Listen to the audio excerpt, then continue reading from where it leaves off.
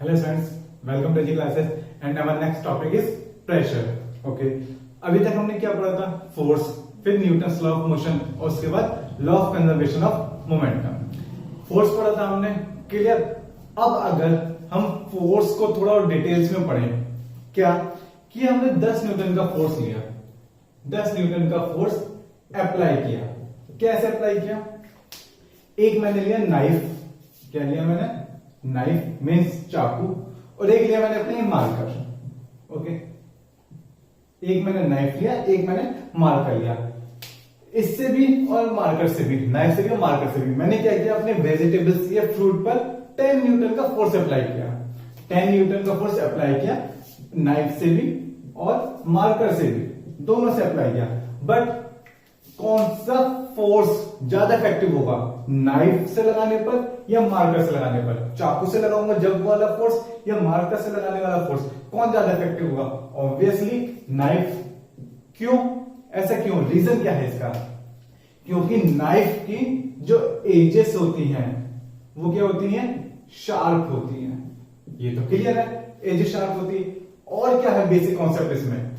इसमें जो एरिया हम लेते हैं, जिस एरिया से हम फोर्स अप्लाई कर रहे हैं, वो एरिया क्या है? बहुत कम है।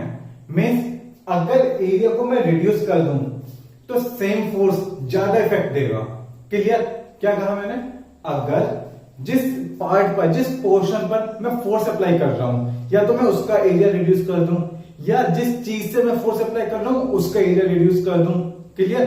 किसी का भी एरिया रिड्यूस कर दूं, कम कर दूं, तो जो मैं फोर्स अप्लाई कर रहा हूं वो ज्यादा इफेक्टिव होगा अगर एरिया रिड्यूस कर दें। मीन्स फोर्स और एरिया, इन दोनों का भी कुछ ना कुछ आपस में रिलेशन है, फोर्स एंड एरिया। और इन्हीं दोनों का कंबाइंड इफेक्ट को हम किस में स्टडी करेंगे? प्रेशर में करेंगे। क्लियर? किस में स्टडी करेंगे? प्रेशर में करेंगे। मीन्स अब जैसे हमने फ्रूट्स या वेजिटेबल्स हमें कट करने थे, अगर हम ज्यादा प्रेशर अप्लाई करें, कम प्रेशर अप्लाई करें, ये किस बात पे डिपेंड करेगा? अगर फोर्स सेम है, फोर्स सेम है दोनों केसेस में, बट अगर हमने एरिया चेंज कर दिया तो नाइफ के केस में प्रेशर ज्यादा होगा, प्रेशर ज्यादा होगा।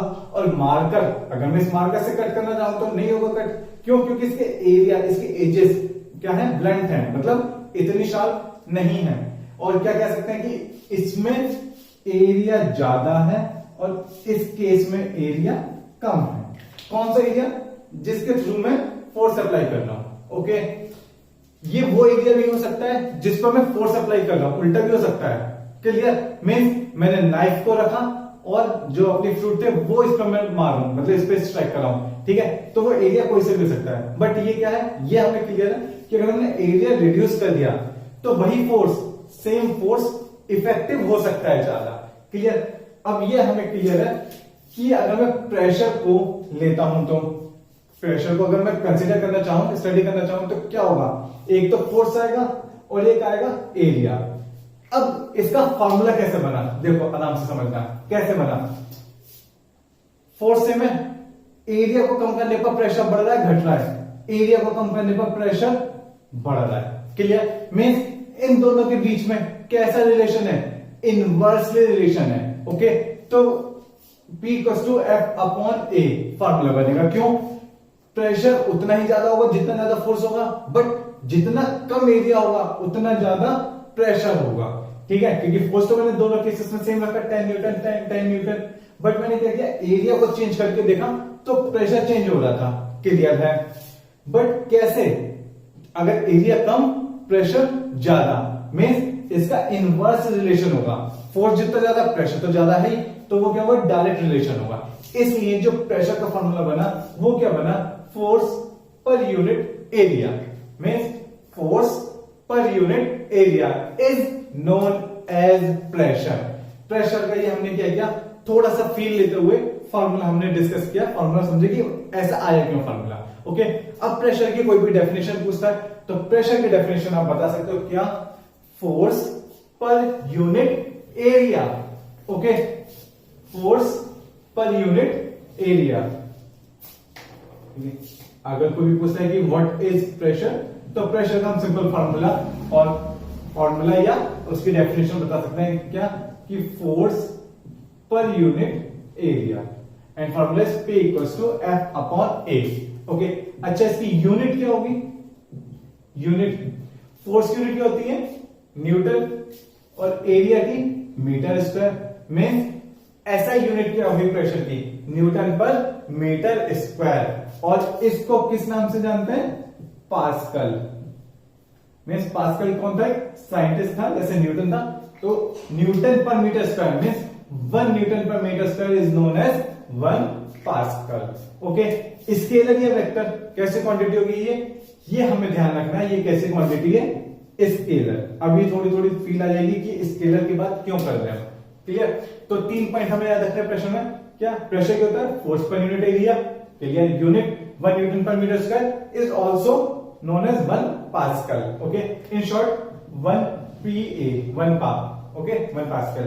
And कैसी फिजिकल क्वांटिटी है scalar vector? It's scalar. Okay, अच्छा ये ऐसा यूनिट लिखिए अभी हमने, ठीक है, ऐसा यूनिट लिखिए बस। क्लियर? प्रेशर में क्या और कुछ समझना है? हाँ समझना है, बट इसके साथ साथ हम एक कॉन्सेप्ट और पढ़ते हैं। क्या? Thrust.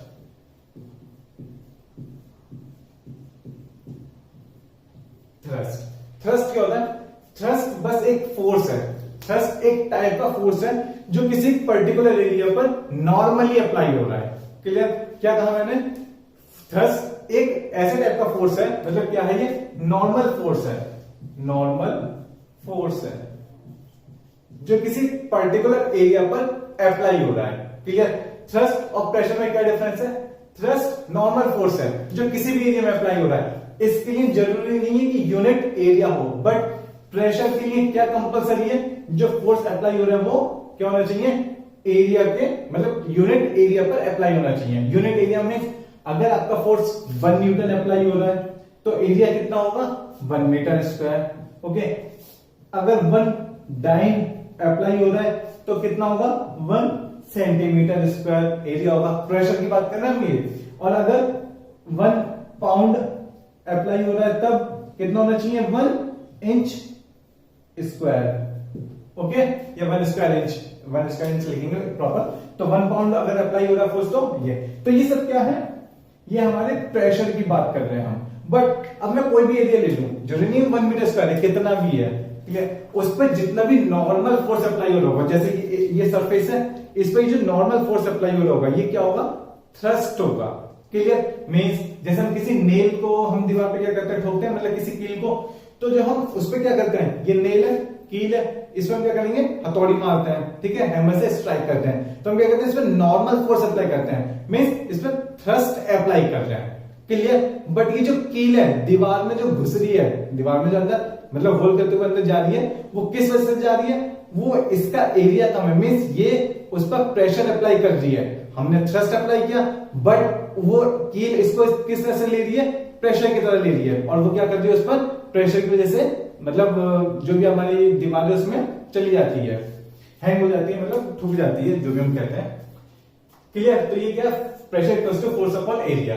Thrust is a type of normal force. Normal force acting on a area, but pressure is a force पर यूनिट एरिया। क्लियर? इसे हम थ्रस्ट पर यूनिट एरिया भी कह सकते हैं। ओके, प्रेशर की डेफिनेशन को हम थ्रस्ट पर यूनिट एरिया भी कह सकते हैं। थ्रस्ट फोर्स ही है, बट कैसा फोर्स है? नॉर्मल फोर्स है। क्लियर? ओके, तो ये सब हमें थ्रस्ट और प्रेशर के बारे में समझना है। क्लियर? प्रेशर की अगर हम बात करें प्रेशर की, तो कितने टाइप्स के होते हैं ये? हम इसको अभी तो फिलहाल सिर्फ 2 टाइप्स में डिवाइड करेंगे। किस किस में? एक तो एटमॉस्फेरिक प्रेशर और एक हाइड्रोस्टैटिक प्रेशर। एटमॉस्फेरिक प्रेशर कौन सा होता है? एटमॉस्फेरिक प्रेशर होता है जो इतना भी एटमॉस्फेयर है जो हम पे एक्ट कर रहा है, वो क्या होता है? हमारा एटमॉस्फेरिक प्रेशर होता है। हाइड्रोस्टैटिक प्रेशर कौन सा होता है? हाइड्रोस्टैटिक प्रेशर जो भी प्रेशर बाय फ्लूइड, जो भी फ्लूइड्स होते हैं उनके द्वारा बाय फ्लूइड जो भी प्रेशर अप्लाई करते हैं उन्हें हम क्या कहते हैं? Hydrostatic pressure. मींस ये तो बाय एटमॉस्फेयर और ये बाय फ्लूइड्स। और फ्लूइड्स क्या होते हैं हमारे? कोई भी ऐसा सब्सटेंस जो फ्लो कर सके, कोई भी ऐसा सब्सटेंस जो फ्लो कर सके नोन एज फ्लूइड। और फ्लूइड में दो कैटेगरी होती है, और गैसेस भी होती है और लिक्विड भी होता है। मींस लिक्विड या गैसेस जो भी आप पर फोर्स अप्लाई कर रहे हैं या प्रेशर अप्लाई कर रहे हैं तो उसे हम क्या कहेंगे, हाइड्रोस्टैटिक प्रेशर। क्लियर। अब हाइड्रोस्टैटिक प्रेशर का एक एग्जांपल समझिए कि अगर आप स्विमिंग कर रहे हैं, ठीक है, पॉन्ड में अगर आप या स्विमिंग पूल में स्विमिंग कर रहे हैं, तो जब पानी के अंदर चले जाओगे तो जो ऊपर का पानी होगा आप पर जो प्रेशर लगाएगा वो प्रेशर कौन सा होगा, हाइड्रोस्टैटिक प्रेशर। और आप अभी जो खुले मतलब एटमॉस्फेयर में खड़े हैं या बैठे हैं तो जो आप पर प्रेशर एक्ट कर रहा है वो कौन सा कर रहा है, एटमॉस्फेरिक प्रेशर एक्ट कर रहा है। ओके, एटमॉस्फेरिक प्रेशर को हम 1 atm से डिनोट करते हैं। ठीक है, इसके लिए यूनिट यूज करते हैं हम 1 atm and 1 atm equals to 10 to the power 5 pascal. Okay, ये एटमॉस्फेरिक प्रेशर को मेजर करने के लिए यूनिट हमने और बनाई है 1 atm। ओके, और जो हाइड्रोस्टैटिक प्रेशर होता है उसे हम जनरली mm ऑफ Hg से भी नापते हैं, मेजर करते हैं। क्लियर, बट वो भी हमारे सिलेबस में इतनी नहीं है, चाहो तो आप नोट कर सकते हो mm of Hg। Okay, hydrostatic pressure को जनरली इस तरह से मेजर करते हैं, mm ऑफ Hg। क्लियर, तो ये सब हमारा प्रेशर में था। क्लियर, प्रेशर में हमें सब ये पढ़ा कि सबसे पहले प्रेशर क्या होता है, फोर्स पर unit area, scalar vector, scalar quantity, unit newton पर metre square, also known as pascal. Clear, फिर उसके बाद प्रेशर दो टाइप्स के होते हैं, कौन कौन से, atmospheric pressure and hydrostatic pressure. Atmospheric pressure जो भी हमारे आसपास एटमॉस्फेयर है वो जितना भी हम पर प्रेशर एक्ट कर रहा है नोन एज एटमॉस्फेरिक प्रेशर। और कोई भी लिक्विड या गैस जब हम पर प्रेशर एक्ट करती है और एक्स्ट्रा तो उसे हम क्या कहते हैं, हाइड्रोस्टैटिक प्रेशर। लाइक अगर हम क्या करें, मतलब वही गोताखोरों पर जो लगता है जब आप किसी भी स्विमिंग पूल में आप स्विम कर रहे होते हैं ना, जो भी अगर आप थोड़ा नीचे गहराई पर जाओगे, डेप्थ पर जाओगे तो जो इतना भी प्रेशर अफेक्ट करेगा वो कौन सा होगा, hydrostatic pressure. Okay, hydro means hydro से मतलब ही वाटर से ही होता है लगभग। तो क्लियर, तो ये सब था आपके में प्रेशर के लिए। क्लियर, अब इसकी कोई भी आप प्रॉब्लम उठाइए, 2-3 प्रॉब्लम्स, बहुत सिंपल प्रॉब्लम्स होती हैं। क्या होगा, फोर्स दे देगा, एरिया दे देगा, प्रेशर पूछ लेगा, एरिया प्रेशर दे देगा तो फोर्स पूछ लेगा। बस ध्यान उनका रखना है, यूनिट्स का रखना है कि यूनिट्स में आपका कोई प्रॉब्लम नहीं होनी चाहिए। क्लियर, तो प्रेशर के लिए आप दो फॉर्मूले याद कर सकते हो, एक तो P equals to F upon A, और एक और कर सकते हो P equals to rho g h. अब थोड़ा सा इस फॉर्मूले पे बात कर लेते हैं, ये फॉर्मूला क्या है। फोर्स कैसी क्वांटिटी है, scalar vector, vector, but pressure कैसी क्वांटिटी है, स्केलर। ओके, तो अगर हम हाइड्रोस्टैटिक प्रेशर की बात करते हैं, हाइड्रोस्टैटिक प्रेशर की बात करते हैं, क्लियर, तो किस बात पे डिपेंड करता है, वो सिर्फ हाइट पे डिपेंड करता है। कैसे, थोड़ा समझते हैं। जैसे एक टैंक ये है, इस टैंक में वाटर फिल्ड है। क्लियर, ये हाइट मान लो 10 मीटर, और एक ऐसा ले लेते हैं, चलो इस टाइप का कोई टैंक है। ओके, कोनिकल शेप में, फ्रस्टम शेप में। ठीक है, इसकी भी हाइट हम अज्यूम कर लेते हैं 10 मीटर है। ओके, अब इसमें आप नीचे खड़े हो गए और एक बार इसमें खड़े हो गए।